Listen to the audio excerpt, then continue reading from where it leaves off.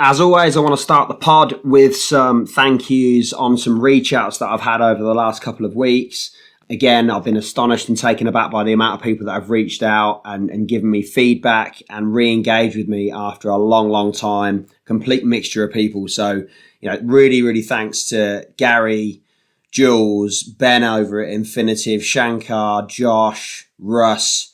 There's a few other people to mention in particular that have given me some specific feedback about how they feel that listening to the first couple of podcasts has affected them. Gavin has given me some feedback, which is brilliant. It's made him focus on his own life, his personal life, his professional, how that blends together, that blend of career and home life balance and focusing on new opportunities, which is great. Tammy has given me some great feedback, who I used to go to school with actually. Haven't spoke to her in probably about 20 years-ish.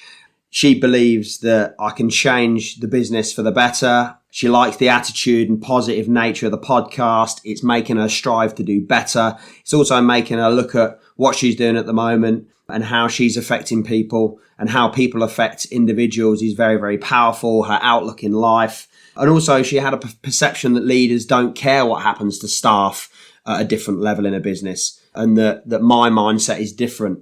And also from Jerome, who has mentioned that it's motivating him to self-reflect a bit more and do more and push on some more in his career. So thank you very, very much for the feedback. Keep it coming. I'll make sure I start every single podcast with some thank yous and some reach outs as well. And I'm really proud and really happy that the podcast so far, even only in its second or third episode, is having an effect on people, which is absolutely fantastic. But without further ado, I want to get straight into it. I've had an absolute hell of a week, tons of ups, tons of downs, and some real big challenges along the way since I last caught up with you. So I feel like I'm at the end of a week and I need a reflection and I need a counselling session with everybody that's listening. So I'm hoping at the end of this, I feel a bit better than what I do now. I'm probably a 4 out of 10. So without further ado, I want to get into the next episode of The Silent Entrepreneur by me, Arran Curtin.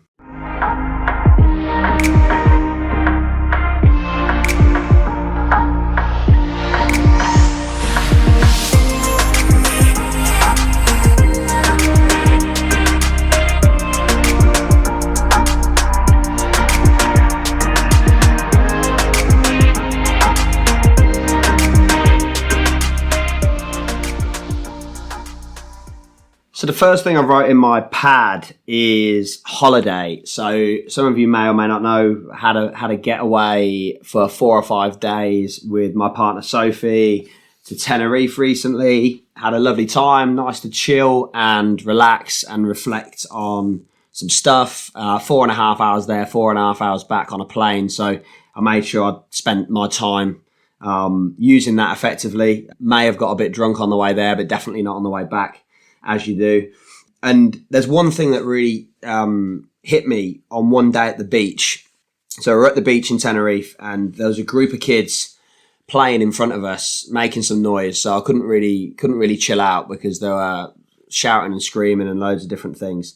And I sat up and I just watched them for a minute. And I watched them building sandcastles. And it was really interesting because watching what they were doing, these 2 or 3 kids, I don't think they were English, from somewhere else, couldn't understand what they were saying at all, but they were building sandcastles together. And I just found that they were building and rebuilding these sandcastles over and over again. And what basically was happening was they were building a sandcastle next to the sea. They'd build a moat around it. The sea would lap up. It was quite early in the morning, so the sea was quite cold. They'd be sitting around it. They'd sit in the middle of this moat and this sandcastle they were building. The sea would lap in. It would knock everything over. It would give them a real short slash of cold water. They'd jump up, their sandcastle would be completely obliterated, and then they'd move slightly further up the beach and they'd go and build another one, and then they would go and build another one, and it'd get smashed down, they'd get wet, they'd get cold, they'd move to another one. And they must have done this probably 15 or 20 times in total until they just went and swam in the sea. And I sort of reflected on that a little bit, and I looked at it and I thought, when you're a kid, you don't have any fear, do you? You know, if I think back to when I was a kid, you never have any fear. I used to do BMXing, you used to go over jumps, you used to jump high in the air, you used to fall off, you used to crack on again, and you didn't have a care or a fear in the world. And I think when you get into adulthood and you've got stuff to lose, I think there becomes a fear of losing stuff, a fear of making a mistake, a fear of looking like a bit of an idiot when you're making decisions. And I think what I got from that was that kids are really, really resilient. They spent time perfecting the sandcastles. Like, these sandcastles must have got knocked down 15 or 20 times, and they were spending time to perfect every single one, even though they knew they were going to get smashed to bits and be completely wet through. And what I sort of gained from that is you got to stay in the game, whether it's business, whether it's life. You're going to have ups, you're going to have downs. You've got to stay in the game, and you've got to be resilient. You've got to have no fear to get cold and get wet in life. You've got to have no fear. You've got to keep going. You've got to be resilient. So one really, really short point that I gained from probably about half an hour sitting at the beach, other than getting red and not very tanned, was early in the morning, was watching these kids build sandcastles, being really resilient and learning that skill at an early age. So my top tip very, very early in this podcast is be a kid building a sandcastle. Get wet, rebuild, go again. Get wet, rebuild, go again, and again, and again, and again. So I also had some drama over the last few weeks about my hand. So sort of just turn the story a little bit with a bit of background knowledge if you haven't seen it on social media or I haven't shown you it in person. I am probably not the best handyman in the world. I've got all the gear but no idea most of the time. When I first moved into to our house, when we moved in with Soph about just over a year ago now, within a couple of days, I was putting up a unit and I decided to go and plunge a screw straight through a water pipe and flood the downstairs, which I was absolutely so upset about at the time. I thought I'd ruin the whole house that we've been waiting for months and months on end. And that's kind of a testament to how poor I am at DIY, really, I suppose.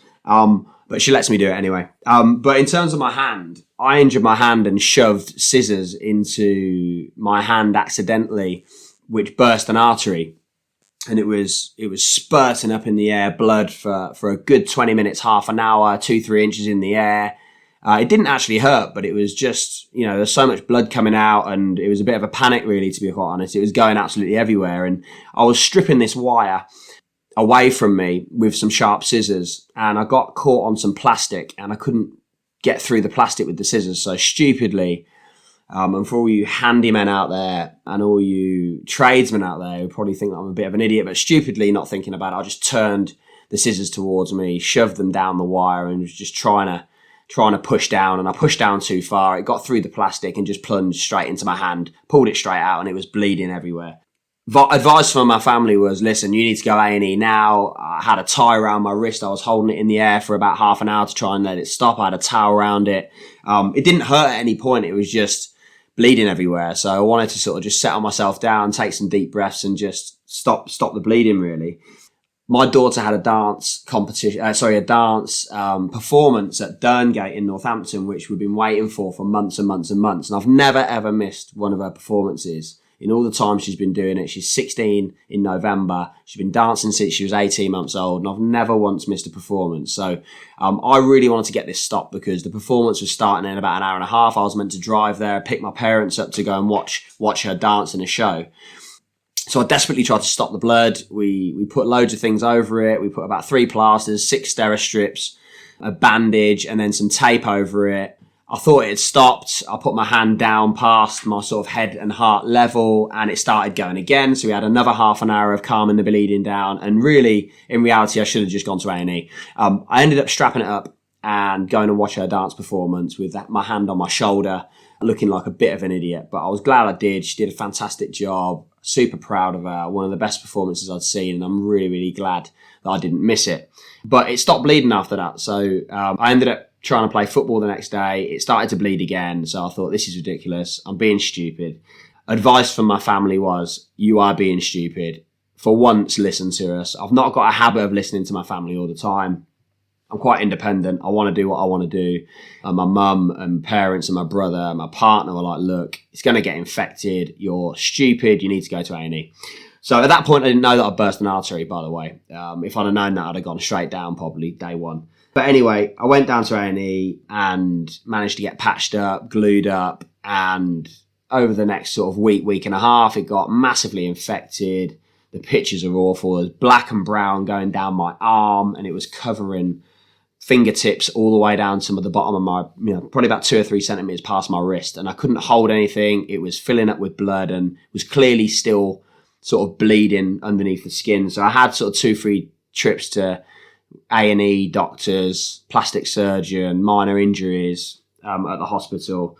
Anyway, the reason why I'm giving you the background knowledge on this is that prior to that and prior to going away, I'd spent 4 or 5 weeks committing to my gym routine, which is really important to me because I want to make sure I look good, I feel good in what I'm wearing, and I'm confident, and that helps me do that when I feel like I'm looking good and I'm working out 3-4 times a week.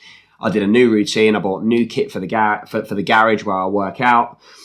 I cut out chocolate, sweets, alcohol, and takeaways for 4 or 5 weeks prior to going on holiday because I thought, you know what, I want to challenge myself. I'll probably eat normally. This is going to sound really, really bad. I'm glad this is not a healthy eating podcast, but it is an honest one, so I'm going to say it anyway. Probably eat whilst I'm out and about and in the evenings, at the weekends, probably a total of something like 6 to 8 or 9 takeaways a week, which is awful, I know.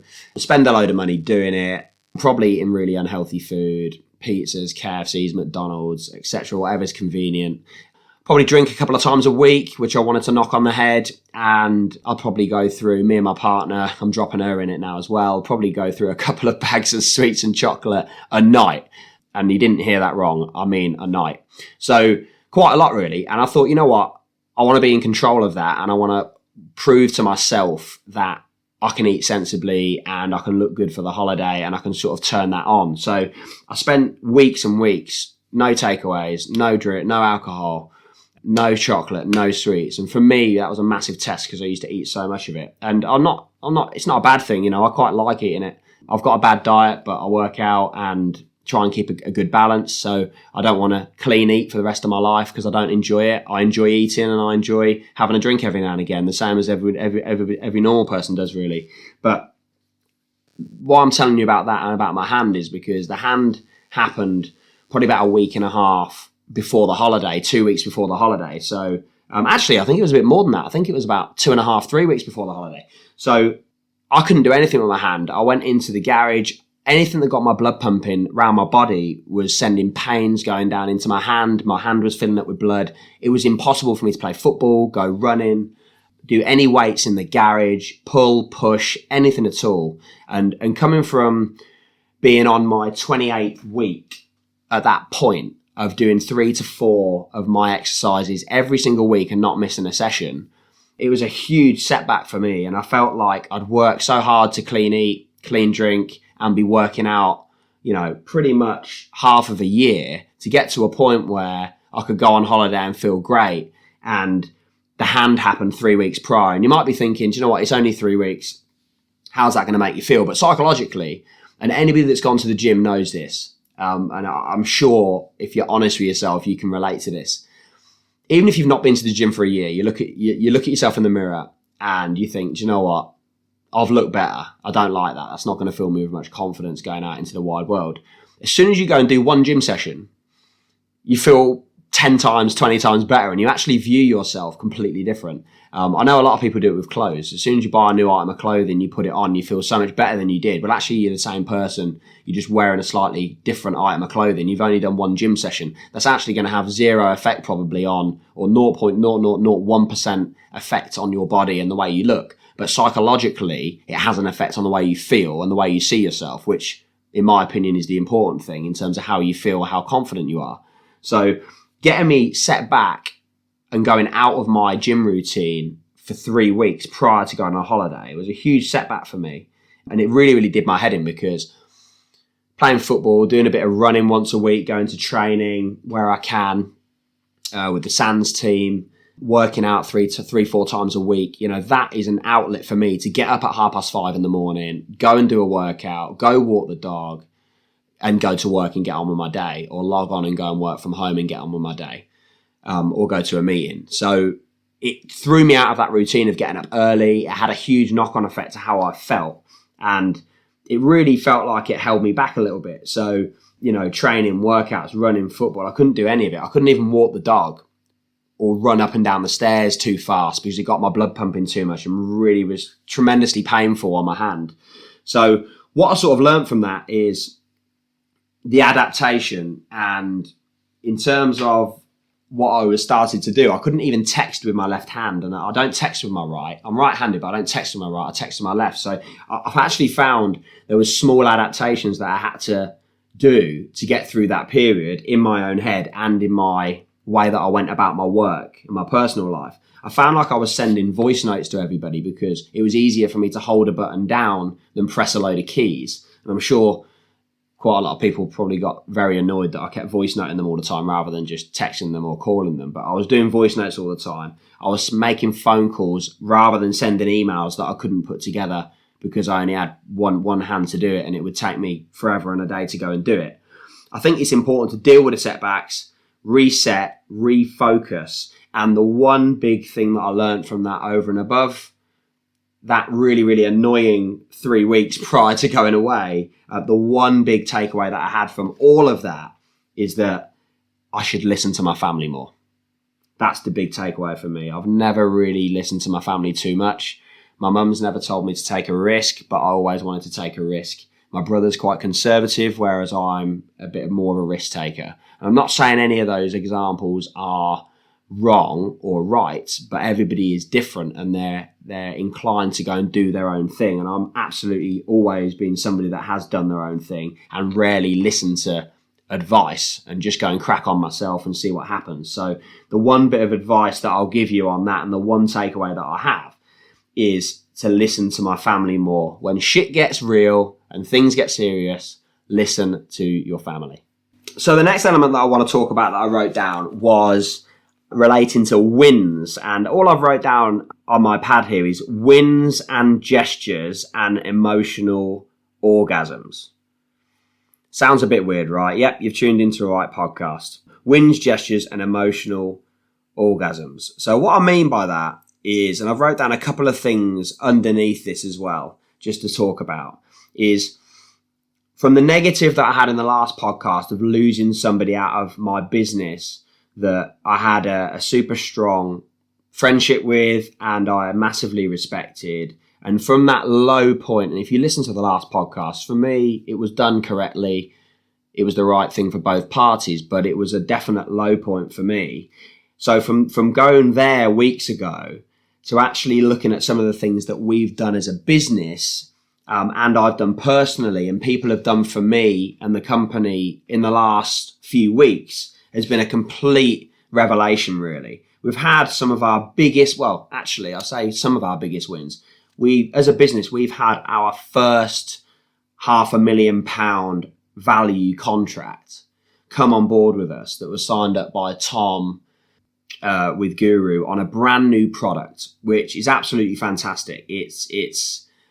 It's going to go live early part of next year, and it's our biggest contract value to date. And the contract spend over that term of 5 years is over £500,000. To put that into a perspective, in our first year of trading, we turned over £330,000. So in that particular contract over a 5-year period, it's another 200 odd grand in turnover, more than what we turned over as a whole company in our first year. So that just gives you a bit of an indication of the size of deal that is. And it's on a product that is new to us, but not new to our supplier. So it's actually added a new dimension to what we can offer customers, a new standard of product that we can offer to customers as well, and a new relationship with a quality experienced supplier in that space, which is developing other opportunities and other commercial wins as well as we go. So it's been an absolutely fantastic deal to get over the line, and kudos to Tom for working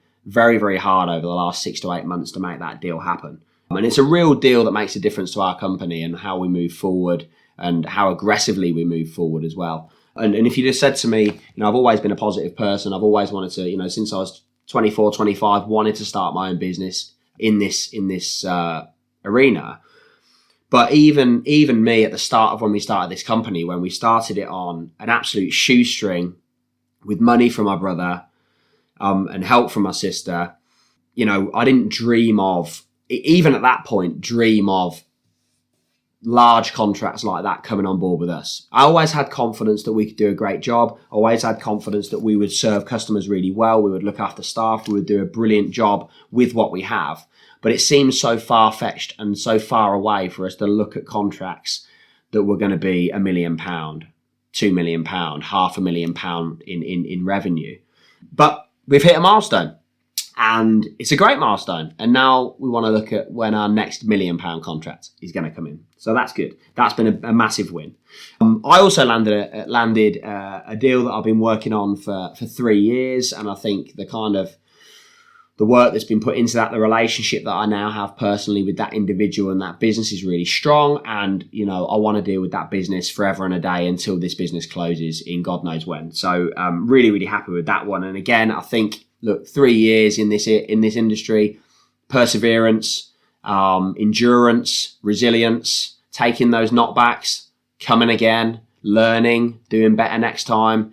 That was throughout that 3 years. And off the back of that, for me personally, I feel like as a business, we've gained a fantastic client for a long time with a great solution for them. We've helped transform their business and help them on their journey through technology changes over the next couple of years. And for me personally, I've gained a friend in terms of the person that makes the decisions in that company. And I believe I've gained a friend for life. We've also had a launch of a new product over the last 2-3 weeks, we've been piloting it for a number of months. We've launched our IT support product, which is really, really exciting. And that's being sort of led by a lady in our business called Paige, who is a gold certified Microsoft engineer, among other things, a very talented, very clued up individual who we think has got a fantastic future with our business. So that's been very, very exciting. And that's going to go absolute bang over the next few months with our customers. I also spent a day with Hazel, which was brilliant. I've known Hazel for too many years that I can remember. I've got a great relationship with Hazel. I went and saw her at her house, drove a couple of hours to go and see her and have a day with her.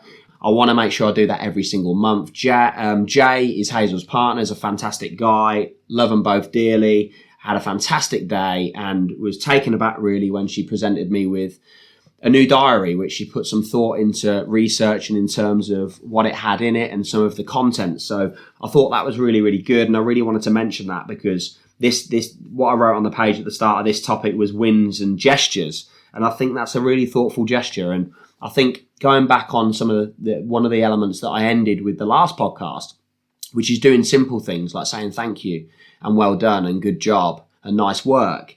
I think a gesture like that is nice to receive, and I was very, very grateful, and I will be using that diary absolutely. Also, a bit of positive news that happened over the last couple of weeks is one of our first ever staff member, Britt, successfully exchanged on her house, which is brilliant, and I'm very, very proud of her. The reason why I want to mention it is not because she's got everything in my garage, and I'm currently recording the podcast in the garage again, which seems to be the go-to location. And I'm not happy to let all the stuff go in a few months' time. But I'm really, really proud that she's gone and achieved something that means so much to her and her situation with her partner. I love Britt. She's great. She's one of Sophie's friends. She's our first ever person that's come into Guru. She looks after all of our customer service, our account reviews, and all of our inbound traffic from a service point of view on all of our products. She's essential to the running of the business, provides great service levels, and she's a great girl, great personality, and she brings vibrancy and a different way of approaching things to the business, which is exactly what we're about, letting people have their individuality in the way that they approach tasks and being different and living and dying by that. But the one thing that comes to my mind was that the first day Britt started with the business, I sat her down after her doing 8 or 9 years in hairdressing, starting with us and doing something completely different. I asked her what her goals were. And bear in mind, this is coming from a girl who, when the phone started to ring, considering her job was to answer it, she was too scared to answer the phone. And she wasn't very confident. She didn't know what to say, which is no disrespect to her, but she was learning. She didn't have the confidence to just get straight in, jump in and do it. Thankfully, after a few times and a little bit of support and a bit of coercing, she started to speak to people and build her confidence, and she's not looked back, and she's a different person now to what she was then. And there's been a real transformation, which is, amazing to see, and it gives me a lot of genuine happiness and joy to talk about it. But her conversation that I had on her first day, like I have with a lot of people, is, look, what are you looking to achieve in the next couple of years? What are the big things in your life? What's important to you? Let's get to know each other. Let's understand what those things look like, and let's work together over the next few years to see if we can make those things happen for you. And one of her things was a house. And she said, Arran, I want to be a homeowner one day. I said, great. When do you want to do that? What type of house do you want? She didn't go into what type of house she wants. She didn't really care at the time. But what she said, and she followed that with, which was quite upsetting at the time for me, was, I'm never going to be able to do that. Someone like me is never going to be able to do that. Is never going to be able to buy a house. And fast forward this amount of time, fast forward a couple of years, and she, during the last couple of weeks, has successfully exchanged on her first home. Fantastic. Couldn't be more prouder, and that is what it is all about. We've also, as a business, hit 100 5-star Google reviews for our service, which again is brilliant and absolutely fantastic to talk about. And the reason why all of those things have happened over the last few weeks. So it's been a really busy time, and there's been so many wins and gestures and positive elements to it.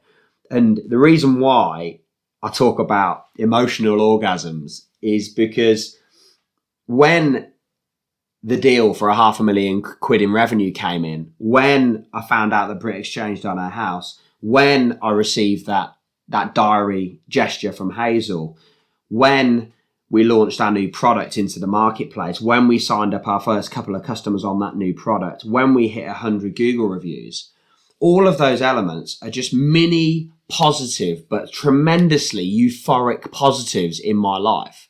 And I felt, after each one of those, I felt like on absolute cloud 9. I felt proud. It was a raw emotion. I felt pride. I felt happy. I felt a euphoria. I felt like I want to do more. I felt like I felt like anything could happen, and I was absolutely bulletproof at that point in time. And I think because for me as a leader, it's important to care about those things and care about the people behind them. I was obviously proud that we signed up a big deal. I was proud that we hit our Google reviews. I was proud that Brit got our house, and I was proud of all those things. And they were fantastic because I genuinely love the people that have gone and achieved those things. And the pride and the euphoria for me wasn't for the business. It wasn't for me. The euphoria and the orgasmic level euphoria for me was understanding that signing up that big deal, what is that going to do to someone's life? Getting that house secure, what is that going to do to that person's life? How is that going to make them feel? And they've done all of that under the wing and on the Guru plane, on the Guru boat. They've done that under the Guru brand, but they've done it for themselves, but they've used the business to help them go and achieve that.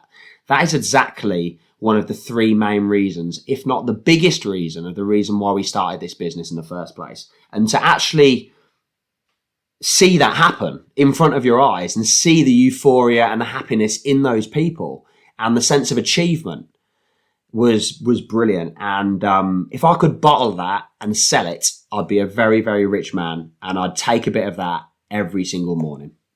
But off the back of all those wins, they've happened for a reason. There's a lot of hard work that's gone on, a lot of months and months and years of hard work and experience and learning that's happened. And I've just finished a book actually called The Compound Effect that I've really, really enjoyed. It's taken me a bit more time to read it because I've been busy doing other things.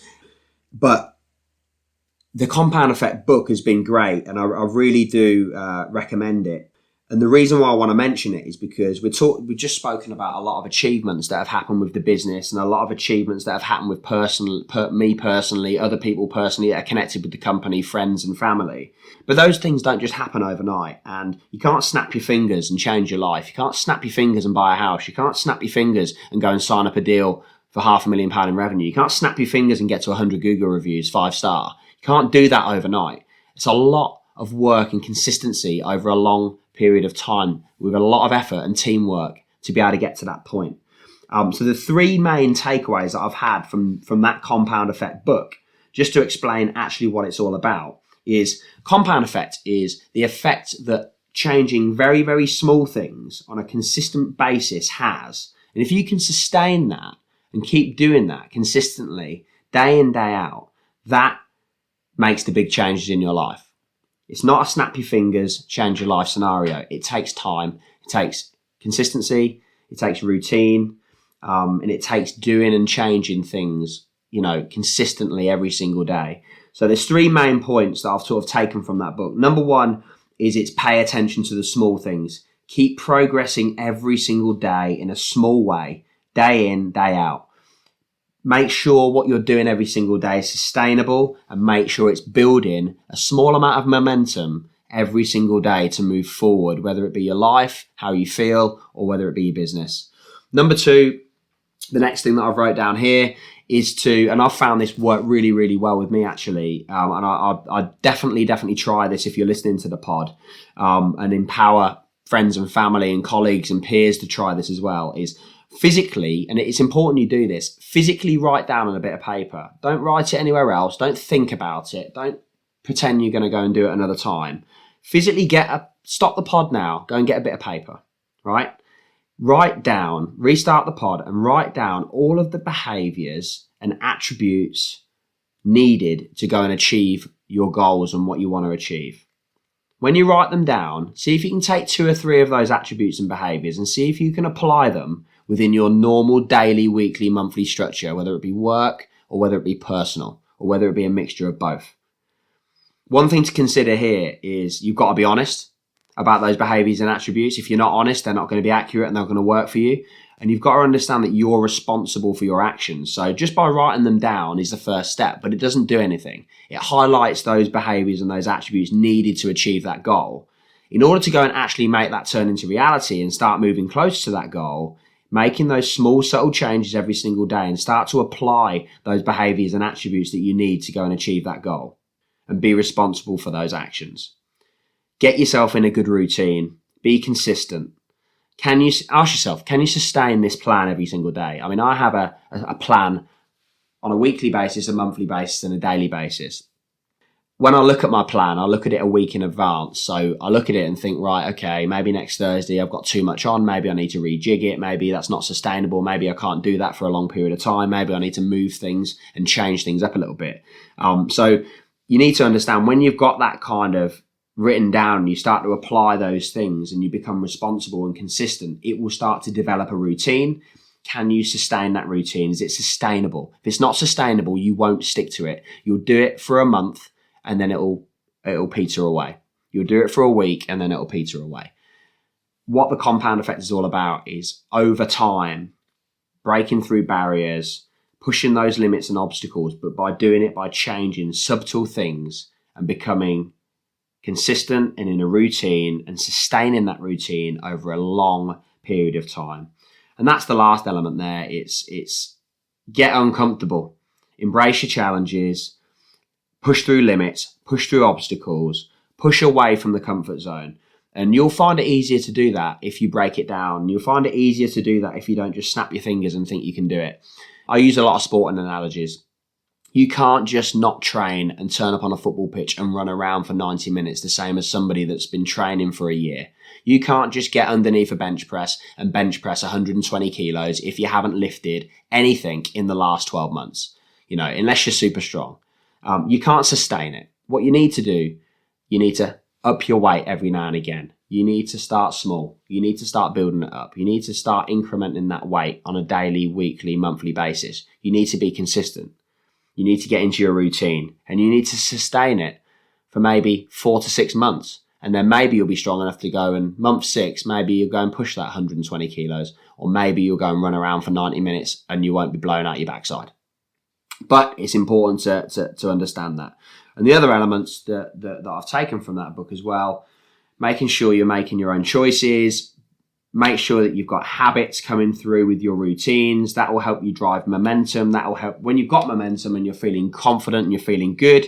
That will help you influence other people and that will accelerate the business and that will accelerate your inner circle personally.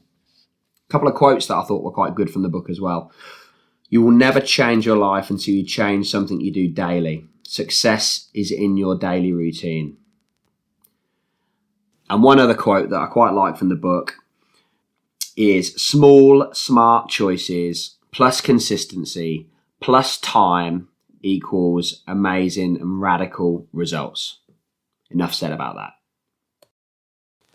There's also a short point that I put into the book as well, which I'm going to try and do over the next, immediately really. I've already started to do it, is I want to make sure that I have hard stops for all meetings. So excluding customer meetings where, sometimes they go on a little bit longer if you're demoing a product or if you're getting into some really good rapport building conversation. What I'm going to try and do with internal and external meetings that are not customers, I'm going to put a time limit and a hard stop on every single meeting.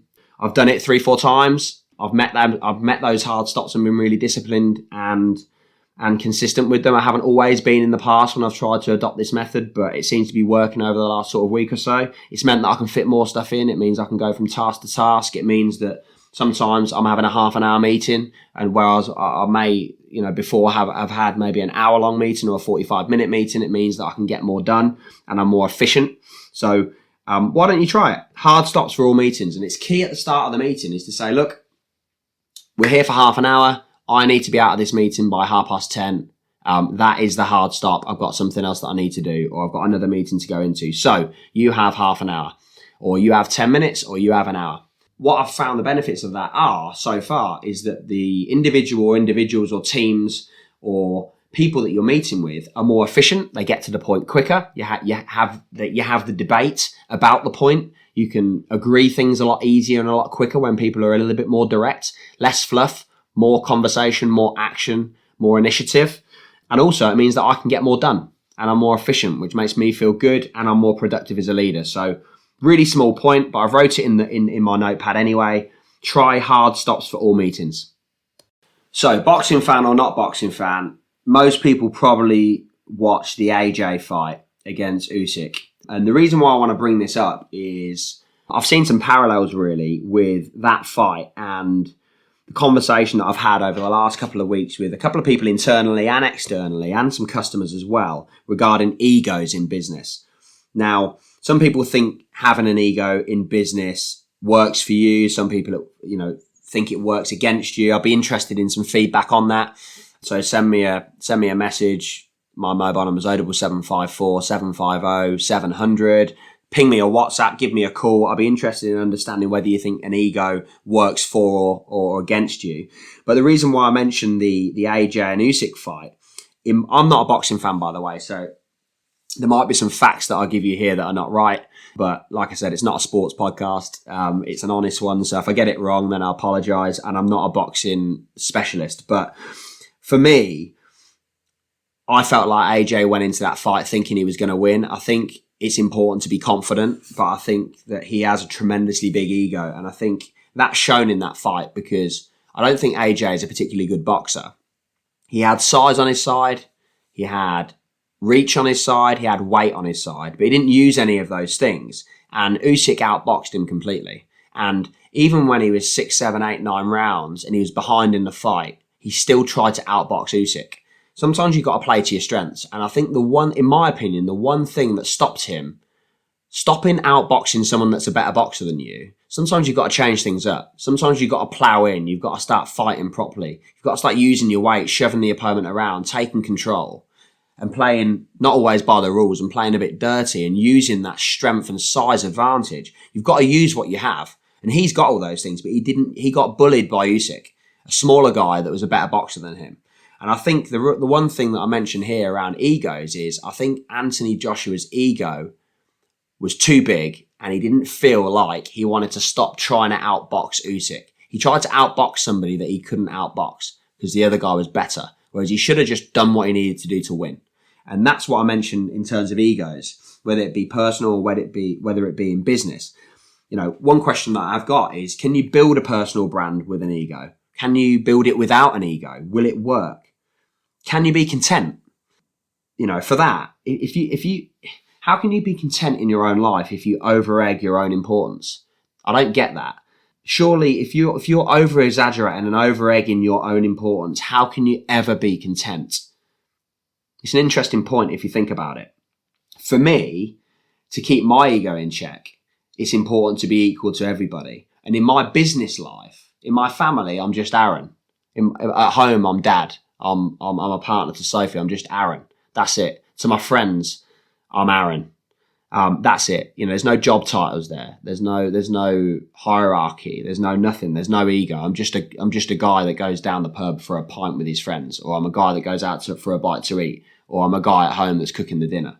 So I think it's important to be equal to everybody and keep that ego in check, because in my opinion, I don't believe having a super big ego actually works for you. It certainly doesn't work in our business, because for me, job titles and ego and power trips just don't work. They slow things down. And, if it was up to me, I'd just scrap all job titles, because you go and do a job, you're as important as everybody else. I'm just as important as somebody else that's in the business. Tom's just as important as Brit. Brit's just as important as Pete. Pete's just as important as John. John's just as important as me. And that's just the way it is. So that would be a top tip for me is you're never above anybody, and be equal to everybody. Job titles mean nothing. I think also some people that have got tremendously big egos lose the ability to learn. They lose the ability to learn from other people that they seem to be better than. I think it's always good to learn from everybody. I can learn from anybody. Sometimes I go see a customer and it's a junior IT guy, and I'll walk away from the meeting. The guy is 18, 20 years old, and I've learned something. I've learned how to converse with a different type of individual. I've learned something about something that he's interested in. I've learned something about a product, a bit of technology. I've learned something about him as an individual. I've learned something emotionally because of how I've had to go and rapport build with somebody different. I think you can learn from everybody in life. Older people, you can learn, you can get experience, you can listen. And I don't think people that have got a tremendously big ego do enough listening. Listening is really important. Being curious is really important. Nobody knows it all. No matter how long you've been in any industry, nobody knows it all. There's one thing being confident, but you need to understand that you're not the finished article, and you never probably will be. I certainly am not. So the last topic that I wanted to touch upon is really, really important to me, actually. And it's more of a personal topic, really. So it's about relationships. And I've wrote on the notepad here, how does your relationship affect your ability to be a business owner or an entrepreneur or a leader? And I think when I look at my life and I look at my experiences in the past, in past relationships with various people, I think when I look back, they're not horrible people, they're not nasty people, but I look back and I think, how have they affected me as a person? How have they affected me as a leader and as a business owner? And I think back to feeling, without support, feeling negative sometimes, feeling like there's always problems, there's always issues, that having the conversations that I work too much and that we've got different paths in life, and having a sense of that other person having reliance on me, saying things like, "Oh, Arran, you've got your laptop out again. It's been 2 nights in a row now. When are you going to get home?" And you get that text message at 3:00. What time are you going to be back? When are you going to be back? And you get the text message at 5:00. How long are you going to be? And I just don't think that when you're speaking about personal relationships and how it affects you as a leader, I think it's really, really important to have the right type of partner. And I value that massively because of my experiences in my history and the experience that I have at the moment with my partner, Sophie. If I compare my past to my current, Sophie's really easygoing, but she's got her own opinions. She's clever, she's logical, whereas I'm quite on the spare of the moment. She sees other views and she wants her own independence. And I think that's really, really important, because when you've got someone that's completely reliant on you, that's completely taking from you, whether that be emotion, time, energy, most of the time in a negative way, and not actually putting anything positive into the pot or into you, then, it saps you of that energy to be successful and lead a business and lead a positive life. So for me, it's great that Sophie's got her own friends, she's got her own passions, she's got her own goals she wants to achieve, she's got her own life, she's got her own independence.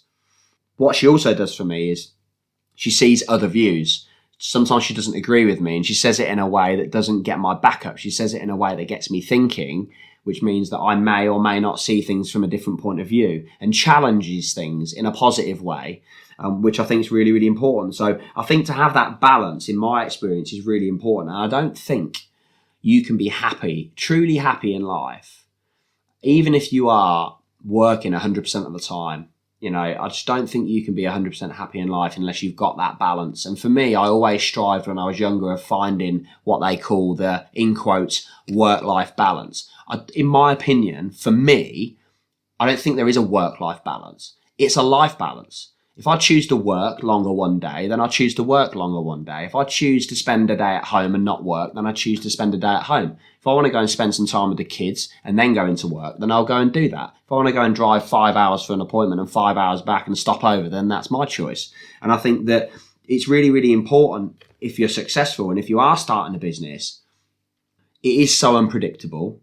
And I think it's very, very important to have a partner that has a basic knowledge and understanding of what you do. Now, Sophie doesn't know everything about what I do every single day. I think I bore her to death because I talk too much, as you probably know. However, she does have a basic understanding of what the business does, how we operate, what's important, what it's trying to do, what it's trying to achieve, and how it works, and what my personal and business makeup is as a person. And because of that, we share the lows together when it's difficult. We talk openly, we talk honestly about things. We also share the highs and we celebrate together. And she's also, and probably one of the most important elements that she brings to the table for our relationship, is the openness to unpredictability. So if I do pop a laptop open, it isn't an issue because she knows I need to do something. And there's no issue there. It's just, right, he needs to get on with it. Let him get on with it. And because she's independent, she's got her own things to do. She doesn't care, and she understands and she gets it because she gets the business and she gets what I'm like. So a real big tip for me with regards to relationships is find someone that supports you, but has their own independence and has their own challenges, and also a person that pushes back and pushes you in the right way around your decision making and challenges you in that decision making. You need a yin and a yang. You need a blend. You need a balance. She constantly asks me questions that I never, ever ask myself. And that's really, really important because that has changed my decision making in the past and recently, actually. The ability, but she can't ask me questions that are relevant if she doesn't know about the business, she doesn't understand. And I also think that letting your partner into the successes and the troubles in your life and in business is a huge positive for your relationship, and also adds value to how you lead your organization. Wow, what a difference 50 odd minutes makes. I came into this podcast feeling pretty low, 4 out of 10, absolutely knackered, to be quite honest with you, drained in my own head, drained physically, mentally. This week has been a tough week. There's been ups, there's been downs, a lot of challenges, and it's been a super, super busy one. But I'm ending this podcast probably about an 8 or a 9 out of 10 because some of the things that I've spoken about have really made clear in my mind and given me that motivation to move forward with things. Talking about some of the wins that we've had as a company, some of the people that I care the most about, and some of the things that they've gone and achieved over the last couple of weeks has given me that sense of euphoria again and given me a smaller dose of that, which has made me feel a lot better. Talking at the beginning about some feedback that people have had about the podcast and how they're using the podcast as part of their daily routine is brilliant. And I feel super proud that you guys are getting something from it. Taking the drawback of my hand injury and moving forward with that, it's given me talking about that has helped me understand and give me some strength that I can move forward, and understanding that compound effect element of small changes but consistently happening over time is super, super important as well. So, and ending with elements about my personal relationship at home has made me feel good because it makes me feel super, super lucky that I've got a fantastic network of people in my guru family, in my inner family, and I've got a fantastic section of work crew, inner family, friends, and also a fantastic partner and set of kids as well. So it's made me actually end the podcast feeling really, really positive, albeit pretty tired. It's nearly midnight now, so it's getting on a little bit after a very long week. But it's made me feel really happy, really grateful, and really, really thankful. Speaking about thanks, keep reaching out to me. I think I said my mobile number. Listen, I love hearing from people. I love hearing from some of the biggest highs over the last couple of weeks have been hearing from people I haven't spoken to in a long time. It really, really helps me. I'm pretty sure after that phone call, after those set of messages, that other person feels good too. So please reach out. Don't be shy. 07754 750 700. You can get me on Twitter, Insta, Facebook, LinkedIn. We're now up on YouTube. You can listen to the pods on Spotify, Audible, or SoundCloud. The one big ask that I've got before you switch the podcast off and go about your business is, number one, please reach out to me. I really genuinely, and I really, really mean it, it matters to me that you reach out. It has a difference in my life when people reach out to me. It gives me a dose of positivity. It gives me a dose of great feeling. It gives me that euphoric feeling when people reach out to me and ask me questions and start getting into a debate and a conversation. I will respond to everybody, whether it's social media, whether it's messages, whether it's phone calls. I promise, and that is a promise from the honesty in this podcast, that I will respond to absolutely everybody as quickly as I can if you do reach out to me. And the other thing is, please subscribe to Spotify, Audible, SoundCloud. Sometimes the pods are coming out a bit sporadic. I wanted to get them out every couple of weeks, but just with workload and different things going on, and when I can really sit down and reflect and think, it's proving slightly challenging to get those out exactly every 2 weeks. So please subscribe, because it means that you can be notified as soon as a podcast is released. And the last thing is really, really important to me as well, is please add us on socials. And please, when you see posts from me, please share them, please like them, please comment, please get involved, and pass the pod around to as many people as you know. If I've had, in the space of the last few weeks, some feedback like I have from people like Jerome, Tammy, Gavin, Russ, Josh, Ben, Jules, Gary, Shankar, but to name a few over the last week and a half only, and having some great feedback that it's affecting their lives in a positive way. That makes me feel great. It makes them feel great. Why not pass that to as many people as possible so everybody can benefit? And the more people I'm reaching out to, the better I feel. I love helping people. I like helping myself. And like I said to you, I've come in at the end of this week feeling absolutely physically and emotionally drained, feeling like crap, to be honest, feeling like I don't know how this podcast is going to go. At least 3 or 4 out of 10 in terms of the way I feel. And I've ended the podcast feeling really positive and feeling like I've made a difference to myself and also anybody that's listening. So thank you very, very much for that. Have a great week. Have a great weekend, depending on when you're listening. And honestly, I'm really, really, really grateful and thankful that you guys can be my personal therapists and counselors once in a while. It makes a real difference to my life. So it'd be great to hear from you. Thank you very, very much. Speak soon.